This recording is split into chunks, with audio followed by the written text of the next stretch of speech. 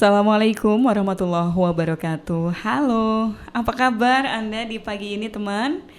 Kembali dari Merbabu 67 Ponorogo, RSU Muhammadiyah dan Gemasuri FM mempersembahkan program Obsesi, obrolan sehat sahur dini hari yang kita siarkan saban bulan suci Ramadan ya, atau setiap hari di bulan suci Ramadan 1444 Hijriah.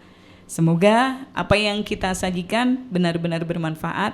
Mungkin ini akan sangat banyak membantu dan menambah wawasan bagi teman-teman semuanya yang tengah menjalankan ibadah puasa Ramadan 1444 Hijriah. Dan pagi ini masih melanjutkan topik yang pernah kita janjikan sebelumnya, manfaat berpuasa untuk penderita hipertensi. Masih ingat kan? Bersama Dr. Juli Astika NA dari RSU Muhammadiyah Ponorogo. Dokter, hai Mbak, apa kabar? Alhamdulillah. Udah sahur belum Mbak I? Sudah. Iyalah. Menunya kita kan apa? Mau ngobrol dulu. Udah sahur dulu ya. Okay. Menunya ya. Menunya itu kadang-kadang saya nggak sahur dokter. Wah, kenapa? Ya kan dua-duanya bisa diraih. Oh gitu. Puasa iya, berat badannya iya. Oke, siap. Ya. Boleh deh. Tapi ya tetap harus punya semangat untuk menjalankan puasa itu kuncinya itu ya. yang penting. Baik, dokter, kemarin sudah kita bahas apa itu hipertensi, kemudian penyebabnya, apakah ini faktor keturunan dan sebagainya. Nah, kita pengen tahu nih sedikit flashback, apa saja nih faktor resiko dari hipertensi, dokter? Oke, jadi faktor resikonya seperti yang pertemuan kemarin kita udah bahas, itu ada yang bisa dimodifikasi dan tidak bisa dimodifikasi. Kalau yang bisa dimodifikasi itu contohnya gaya hidup kita, kemudian stres, kemudian obesitas, kemudian faktor sosial ekonomi, itu yang bisa dimodifikasi. Dimodifikasi itu maksudnya masih bisalah kita usahakan untuk dicegah untuk hipertensinya. Kalau yang tidak bisa dimodifikasi itu kayak misalnya genetik, kemudian jenis kelamin, ras, terus kemudian faktor riwayat penyakit kardiovaskular sebelumnya gitu. Iya. Lantas ini kan tadi manfaat berpuasa untuk penderita hipertensi ya temanya ya. Betul. Manfaatnya sendiri sebenarnya ada nggak sih? Manfaatnya ada atau enggak? Nah ini Masya Allah banget. Jadi kemarin itu ada kayak jurnal dari dia itu meta analisis modelnya. Jadi dia itu mengumpulkan jurnal-jurnal dari berbagai penelitian yang ada, terus kemudian dilakukan analisis lebih lanjut. Ini baru tahun 2021 jurnalnya. Itu dikatakan kalau misalnya hipertensi, penderita hipertensi terus dia puasa Ramadan, itu efeknya alhamdulillah bagus banget. Kenapa bisa kayak gitu? Nah, kalau misalnya kita lagi puasa nih Mbak Ii, kita kan asupan glukosanya atau asupan makannya kan berkurang. Nah, energi kita itu ternyata dari keton. Keton itu adalah energi yang kita simpan sebenarnya kayak dalam bentuk lemak. Ini kan kalau kita uraikan nantinya jadi keton ya, bukan dari glukosa. Nah, ini kalau misalnya kita lagi pakai keton, itu kan insulin kita berkurang, insulinnya menurun ya. Sedangkan kalau pada aktivitas biasa itu kan insulinnya kayak cenderung tinggi gitu. Nah, insulin yang menurun ini menyebabkan penurunan aktivitas dari si simpatik, saraf simpatik kita. Saraf simpatik inilah yang sebenarnya menyebabkan tensi kita tinggi. Nah, kalau aktivitas si simpatiknya itu menurun, nah itu akan berdampak bagus terhadap tensi kita. Jadi tensinya akan lebih cenderung turun untuk pasien hipertensi, baik hipertensi ataupun tidak sebenarnya yang berpuasa. Selain itu, kalau misalnya insulin kita menurun, dia itu akan menyebabkan penurunan absorpsi atau penyerapan kembali dari si natrium. Jadi kalau misalnya lagi nggak ada insulin, itu natriumnya nggak diserap. Jadi natrium yang tidak diserap itu dia tidak akan membawa air ke dalam pembuluh darah kita. Jadi itu akan menyebabkan penurunan tensi juga. Nah, itulah kenapa kalau misalnya pada penderita hipertensi itu tensinya akan cenderung lebih turun. Tanpa tergantung dengan penurunan berat badan ataupun total air yang ada dalam tubuh kita ya ini, dan juga massa lemak. Tapi meskipun demikian, pada orang hipertensi ini dia tetap harus minum obat. Nggak boleh cuma puasa doang berharap tensinya stabil tapi nggak mau minum obat, itu juga salah. Tetap harus minum obat. Nanti biasanya ada penyesuaian dosis atau mungkin waktu minumnya yang akan disesuaikan oleh dokter yang memberikan obat gitu. Baik, dokter. Efeknya seseorang yang tadi kan sudah panjenengan bilang ya, kalau yang namanya hipertensi itu istilahnya wajib begitu ya untuk mengkonsumsi obat-obatan. Dampaknya apa sih ketika misalnya dia menjalani pengobatan sudah tahu gitu ya, tapi dia tetap maksa untuk tidak mengkonsumsi obat mungkin dengan alasan sudah bosan atau jangan-jangan nanti bisa merusak ginjal dan sebagainya. Iya, nah itu berarti kan hipertensinya tidak akan terkelola dengan baik ya. Nah itu akan menyebabkan hypertension mediated organ damage namanya HMOD. Nah itu akan menyebabkan kerusakan di organ-organ target dari hipertensi itu. Misalnya di otak akan menyebabkan terjadinya stroke. Terus kemudian pada mata bisa menjadi penurunan penglihatan. Kemudian di ginjal bisa terjadi penurunan fungsi ginjal. Nah terus bisa juga di pembuluh darah perifer. Pembuluh darah perifer itu pembuluh darah kaki juga bisa menurun fungsinya. Kalau misalnya fungsinya menurun, biasanya kakinya kayak akan terasa berat gitu buat jalan. Kemudian juga akan terjadi efek di jantungnya, terutama jantung. Soalnya kan hipertensi erat kaitannya dengan pompa jantung ya. Nanti bisa terjadi gagal jantung. Kalau gagal jantung biasanya orangnya itu kayak ngos-ngosan gitu buat aktivitas bentar aja kok udah ngos-ngosan, sesek kayak gitu. Terus kayak ada bengkak baik di tangan, kaki, bahkan bisa di seluruh tubuh. Bisa juga ada gangguan di pembuluh darah koronernya dia yang menyebabkan penyakit jantung koroner. Biasanya kayak ada nyeri dada, terus kemudian keringat dingin, mual muntah kayak gitu. Bahkan kalau misalnya orang itu mengalami penyakit jantung koroner itu bisa menyebabkan kematian mendadak. Kenapa kayak gitu? Soalnya kalau misalnya dia pembuluh darah koronernya tersumbat berarti kan dia kayak nggak ada yang memberikan suplai darah nih ke jantungnya. Sedangkan jantung itu untuk bekerja pun dia butuh suplai, butuh nutrisi juga dari si koroner. Nah kalau misalnya dia itu kesumbat terus lama, nah ini kan lama-lama nanti tidak tersuplai. Yang tidak tersuplai itu akan menjadi iskemik. Iskemik itu maksudnya mati gitu pembuluh darah di jantungnya. Nah si jantung ini akan gagal untuk melakukan fungsinya untuk memompa darah. Nah kalau dia gagal berarti kan dia tidak berfungsi dengan optimal, yang akan menyebabkan mati mendadak kayak gitu. Jadi kalau seseorang misalnya menghentikan obat seperti itu pasti juga sama dokter nggak dibolehin ya dok ya? Iya nggak dibolehin pasti, tetap harus konsultasi dulu. Karena efeknya segitu gawatnya ya kalau sudah tiba-tiba kena mendadak semacam itu. Baik. Betul. Tapi ini sering kali terjadi gitu dok? Sering kalau misalnya kayak orang merasa kayak dok saya ini udah jenuh minum obat terus takut ginjalnya kena, justru dengan nggak minum obat itu justru fungsi ginjalnya akan semakin buruk. Soalnya dia nggak ada zat-zat kimia yang akan membantu menjaga fungsi ginjalnya, bahkan bisa rusak ginjalnya. Terus kalau misal pembuluh darahnya bisa pecah juga kalau misal tensinya akan cenderung tinggi. Misalnya nih orang tensinya itu 200-an terus udah nggak mau minum obat, terus tiba-tiba dia kayak langsung nggak sadar, misal habis hajatan lo tadi perlu baik-baik aja nggak ada apa-apa kok tiba-tiba dia pingsan nggak sadar, terus bisa jadi dia kejang atau misal lemah tangan kakinya terus tiba-tiba langsung mati mendadak. Kenapa kayak gitu? Soalnya pembuluh darah di otaknya itu pecah yang dinamakan stroke tadi.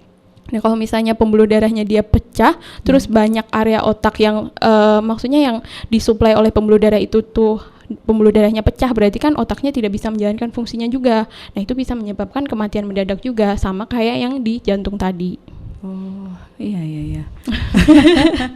Waduh. Gitu bahaya ya. Bahaya ya ternyata ya. Sebenarnya bahaya banget. Dan itu bisa dicegah asal kita mau berusaha gitu ya. Iya. Nah pengobatannya kayak gimana kalau misalnya udah kena penyakit hipertensi semacam ini, kemudian juga ini kan lagi puasa ya dok ya. Nah gimana? Boleh nggak sih penderita hipertensi yang kayak gimana yang dibolehkan puasa maupun yang misalnya untuk sementara tidak diperbolehkan untuk puasa seperti itu? Sebenarnya kayak kalau nggak salah mayoritas pasien hipertensi itu semuanya boleh puasa, boleh puasa aja. Terus selama puasa itu juga tetap harus minum obat. Biasanya kan obat hipertensi itu ada 2 jenis yang diberikan. Kadang ya ada yang satu sih sebenarnya. Kalau misalnya pada pasien yang udah lanjut usia, terus terlihat rentak kayak gitu, biasanya hanya satu obat yang diberikan. Nah, kalau satu obat itu kan biasanya dikonsumsi sehari sekali aja ya Mbak. Nah, itu bisa dikonsumsi di lebih efektif sih biasanya habis buka itu konsumsi obat. Terus kalau misalnya dia ada dua obat yang harus dikonsumsi di 2 waktu yang berbeda, maksudnya 2 kali sehari tanpa ada penyesuaian sama puasa itu, dia bisa minum obatnya setelah buka atau sebelum sahur kayak gitu. Tapi biasanya sih diresepin obatnya diminumnya sehari sekali. Sekali dia itu punya efek kerja 24 jam kayak gitu. Itu juga untuk meningkatkan kepatuhan pasien juga untuk mengkonsumsi obatnya gitu sih. Emang banyak obat yang dikonsumsi oleh penderita hipertensi ini, Dok?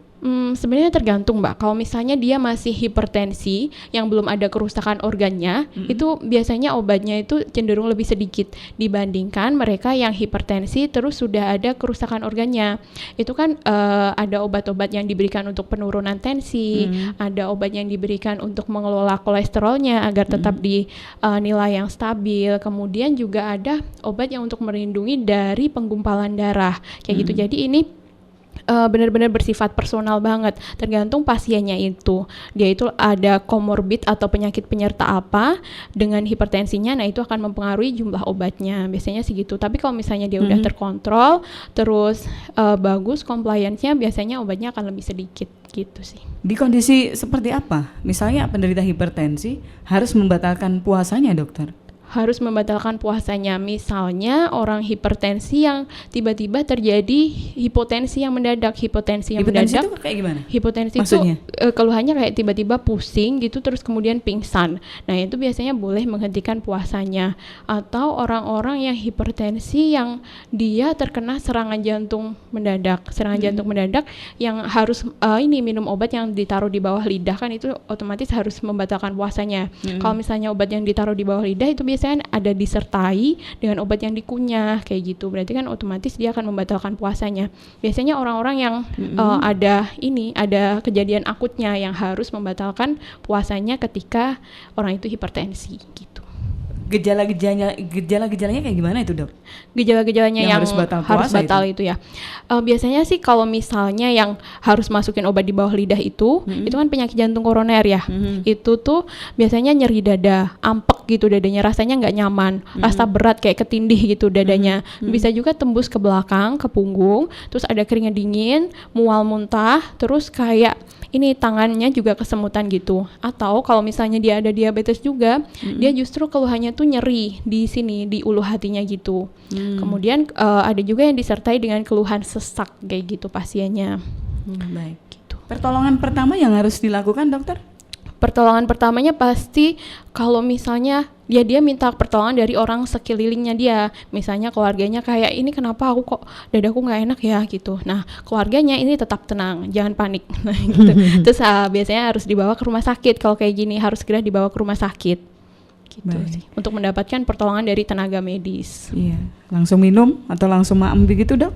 Biasanya tergantung, kalau dia nggak sadar nggak boleh diminumin, nggak boleh dikasih makan. Gitu nanti ya? takutnya tersedak terus malah jadi fatal. Jadi henti nafas bisa, atau terjadi infeksi di paru-parunya. Kalau lagi nggak sadar jangan dikasih minuman ataupun makanan ya. Tapi kalau dia masih sadar, masih bisa fungsi menelannya masih bagus, mau dikasih minum nggak apa-apa gitu sih. Yang membedakan antara ketika hipertensi itu kambuh ya, Dok ya, serangan mendadak, dengan penyakit yang lain yang bisa mencirikan hipertensi apa itu, Dok?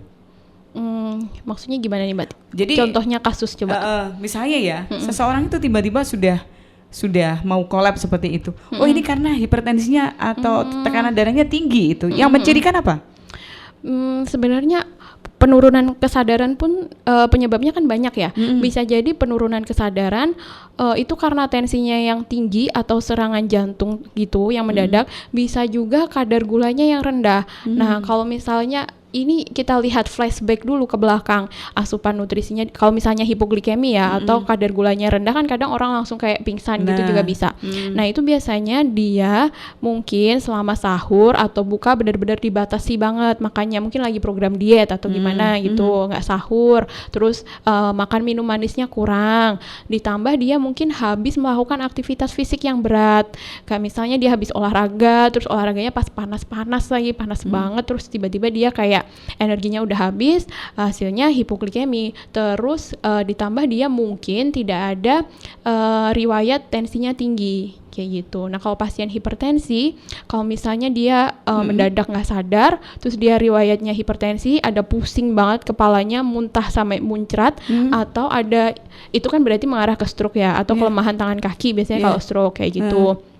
Terus kalau misalnya dia serangan jantung ya tadi yang ada keringat dingin, terus kayak misalnya dadanya ampel kayak gitu, atau misalnya pasien yang sesek kayak gitu. Tapi sih. pasti petugas kesehatan, petugas medis atau pihak rumah sakit akan tahu ya, oh ini karena hipertensinya yang kambuh dan sebagainya. Biasanya kalau misalnya datang ke rumah sakit, biasanya kalau kasus-kasus kayak gitu kan di IGD ya, itu pasti akan ditanya-tanya dulu keluarga atau pasien riwayat kalau masih penyakitnya riwayat penyakitnya, terus ditensi, terus kan ada direkam jantung, dicek gula. Nah dari situ kita bisa menyimpulkan, nah ini penyebabnya adalah ini, penyebabnya ternyata hipertensinya atau penyebab yang lain kayak gitu. Siap. Matur suwun. Tapi sabar dulu dokter, kita masih akan lanjutkan di bagian terakhir dari topik manfaat berpuasa untuk penderita hipertensi. Tapi saya minta waktu dulu ya untuk beberapa iklan ini. Tetaplah di Obsesi.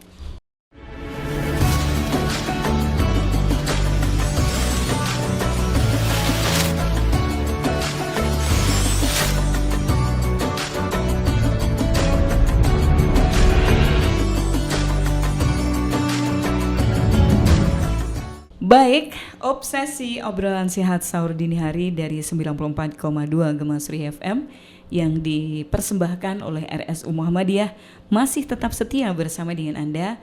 Di pagi ini masih juga bersama Ii dan Dr. Juli Astika NA dari RSU Muhammadiyah Ponorogo ya. Kita tanya-tanya dulu dokter ke jenengan. Ini bagaimana kalau misalnya teman-teman yang ngerasa ada gangguan kesehatan atau misalnya hipertensi lah, kemudian pengen periksa ke RSU Muhammadiyah, jadwalnya kapan bisa dilakukan, terus apa saja yang bisa didapatkan dari sana ketika menderita hipertensi dokter?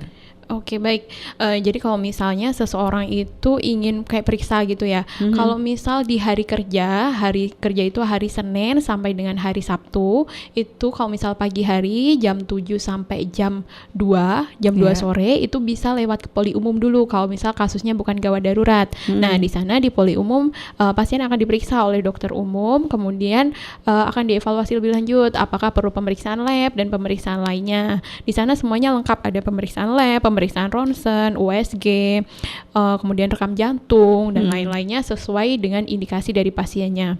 Nah, kalau pasien gawat darurat 24 jam bisa datang ke IGD untuk dilakukan pemeriksaan dan penata laksanaan lebih lanjut. Kalau misalnya pasien non gawat darurat kemudian ingin melakukan pemeriksaan di atas jam 14 atau jam 2 sore, ini bisa ke IGD untuk diperiksa oleh dokter umum di IGD kayak gitu. Kalau misalnya pasien BPJS sudah membawa rujukan untuk ke dokter spesialis, bisa langsung ke poli dokter spesialis sesuai dengan jadwal praktik dari masing-masing dokternya. Oke, jadi standby di sana dan selalu setia melayani dengan mudah, nyaman dan islami ya. Benar sekali. RSU Muhammadiyah. Baik, ini masih juga soal hipertensi. Tadi juga sudah disampaikan manfaat berpuasa bagi para penderita hipertensi. Nah, bagian berikutnya ini kayaknya juga gongnya ini. Apa tuh? Pola makan dan minum untuk penderita hipertensi ketika dia berpuasa dokter. Mungkin ada makanan, minuman yang diperbolehkan maupun yang tidak diperbolehkan. Baik, sebenarnya kalau misal pasien hipertensi lagi puasa ataupun nggak puasa, sebenarnya pola makannya sama. Yang penting dia perbanyak sayur dan juga buah, kemudian dibatasi konsumsi garamnya, maksimal 1 sendok teh garam. Kemudian kalau untuk gula sehari maksimal 4 sendok makan. Kemudian jadi kalau misalnya takjilnya jangan yang manis-manis banget dan yang banyak makanan manis. Misal Terus harus makan apa dong? Makan bote. makan bolte ini ya karbohidrat ya. Jadi kalau misalnya dia habis lagi buka jangan kue, terus habis itu nanti makanan es blewah es apa Masih gitu boleh? yang masih boleh. Yang penting nggak boleh banyak gulanya. Terus ya buah sayur tadi, terus dikurangi juga makanan makanan berlemak kayak misal yang digoreng kayak gitu. Kalau bisa banget sih loh gorengan iya, itu. Iya kalau kan? bisa dibatasi, tapi Apalagi masih pas tetap puasa. boleh tapi dikurangi gitu sih. Terus Kalau karbohidrat dan sebagainya, bagaimana ini ukurannya dokter? nah, karbohidrat sebenarnya ukurannya tuh 6 sampai 8 porsi. Nah, setiap kali porsinya itu sebenarnya 6 sama sampai 8 itu maksudnya gimana? 6 sampai 8 Porsi, porsi ya. ha. Jadi porsinya itu kalau misal dia makan roti, satu porsinya itu satu slice roti itu, roti tawar. Nah, itu satu slice. Itu kalau istilahnya untuk berbuka dan sahur roti ya? Atau gimana? Iya, jadi 6 sampai 8 porsi. Kalau misal roti ya berarti mungkin 8 roti, 8 lembar roti, tapi kan nggak mungkin ya orang buka sarba Kayaknya itu. kalau roti masih belum familiar Mungkin gitu ya. di Jadi kayak Ponorogo nasi ya. mungkin ya. Nasi kalau misalnya 6 sampai 8 porsi nasi, setiap kali porsi nasi itu setengah cup kecil gitu.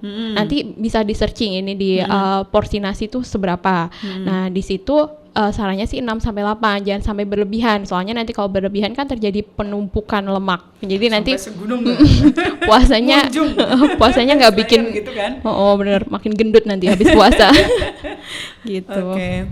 Kemudian untuk jenis makanannya Jenis yang tidak diperbolehkan apa saja, dokter? yang tidak diperbolehkan sebenarnya makanan yang tidak diperbolehkan ya makanan yang asin-asin yang tinggi garam kayak misalnya keripik kan tinggi garam ya bukan keripik yang manis tapi keripik yang asin gitu, keripik dikurangi. Terus makanan yang diawetkan, makanan kalengan gitu ya dikurangi, mentega gitu dikurangi juga. Biasanya kan kalau pas lagi puasa ibu-ibu tuh sering menyediakan frozen food di freezer seperti itu. Itu diperbolehkan nggak? Bagus nggak? Sebenarnya itu kan termasuk makanan cepat saji ya. Oh, Iya kan? Jadi sebaiknya sih agak ada banyak pengawetnya juga ya kan? agak dikurangi. Ditambah biasanya kalau misal frozen food biasanya dicocol sama saus. Nah, saus itu kan juga tinggi garam juga sebenarnya. Oh, padahal rasanya kan kecut ya. Tapi Iya. kok bisa mengandung garam? Tapi kandungan kan dia diawetkan gitu kan modelnya saus kan bertahan lama nggak sih? Bertahan lama itu kandungan garamnya ternyata tinggi. Kecap juga ternyata kandungan garamnya tinggi. Natrium bukan kandungan garam tinggi itu bukan selalu yang asin-asin, tapi yang tinggi natrium kayak gitu sih. Tinggi natrium itu maksudnya makanan awetan dan sebagainya. Bener nggak dok? Ini mumpung ngomongin soal asin ya. Bener nggak? Ikan laut itu juga istilahnya lebih dikurangi gitu untuk para penderita hipertensi karena tingkat asinnya yang lebih cenderung tinggi, misalnya ikan asin, tongkol dan sebagainya. Itu bener nggak sih? Oke, jadi kalau misalnya ikan asin itu kan dia diasinkan kan buat ngawetinya, pemrosesannya biasanya kan garamnya tinggi, ya baiknya dikurangi. Soalnya kalau misal kita makan asin-asin nanti di peredaran darah kita kandungan garamnya tinggi, nanti menyedot air yang ada dalam tubuh kita atau menyedot air yang masukkan lagi tambahan, nanti bisa menyebabkan tensi lebih tinggi juga. Kemudian kalau misal tongkol seperti itu, selama tongkolnya bukan yang asin-asin dan bukan dimasak dengan yang tinggi garamnya, maksudnya asin banget, nggak apa-apa, boleh kayak gitu. Justru yang harus dibatasi itu justru kayak makan daging merah kayak gitu harus dibatasi. Terus kayak makan ternak gitu, makanan ternak daging ternak kayak gitu harus dibatasi. Minimal sih maksimal kurang dari 6 porsi per minggunya. Nah, satu porsinya itu tergantung kalau misalnya dia daging seberapa potong, berapa gram gitu biasanya ada di, kalau misal kepo pengen tahu lebih lanjut nanti bisa di searching satu porsi misalnya daging sapi itu berapa gram kayak gitu. Kalau sayuran Gimana dok? Nah, sayuran justru harus diperbanyak kalau pada penderita hipertensi. Bahkan non hipertensi pun baiknya sayurnya lebih banyak. Kayak di piring makanku itu kan kayak porsi sayurnya harus lebih banyak juga kan. Baiknya 4 sampai 5 porsi. Nah, setiap porsinya itu kalau misalnya sayur itu 1 cup kecil gitu. Kalau misalnya buah kan 4 sampai 5 porsi buah. Nah, biasanya misal nih kita pakai apel ukuran sedang itu 1 porsi. Terus kalau misalnya buah yang lain itu ada tuh porsinya, dikatakan 1 porsi itu berapa gitu ada biasanya. Jenisnya? Jenisnya untuk penderita hipertensi. Boleh apa aja sih sebenarnya kalau masalah buah? Bener nggak sih? Yang selama ini anggapan dari masyarakat, kalau misalnya pengen menurunkan tekanan darah tinggi ya dengan cepat, konsumsilah semangka, melon, buah pir. Bener nggak yang kayak gini? Atau melon?